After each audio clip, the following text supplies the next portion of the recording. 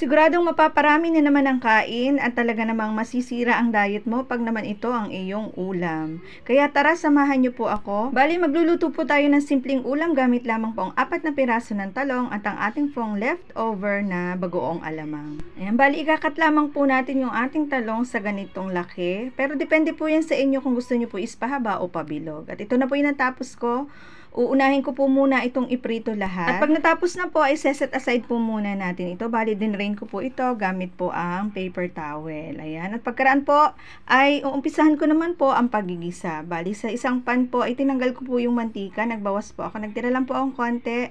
At inumpisahan ko na po ang pagigisa ng ating mga aromatics. Inuna ko po yung bawang, then yung sibuyas at pagkatapos ay kamatis. Maglalagay din po tayo dito ng kamatis para po mas masarap yung ating binagoongan.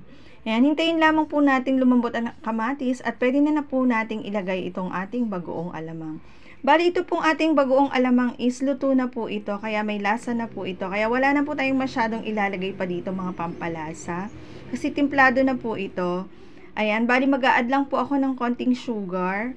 Kasi po medyo maalat po yung ating alamang. At pag okay na po, ay pwede na po nating ibagsak agad-agad yung ating pong piniritong talong. Talaga pong hindi kayo magkakamali dahil sobrang simple lang po ng lutong ito. Pero grabe, napakasarap po nito, promise. Ayan, haluin lamang po natin ng dahan-dahan hanggang sa mag-well combine po yung bagoong at saka po yung ating talong. At pagkaraan po ng ilang minuto ay ready to serve na po ito agad-agad. Talaga masarap po ito sa napakainit o bagong saing na kanin.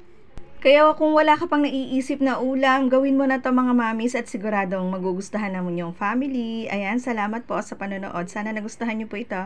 Bukas po ulit. Bye-bye.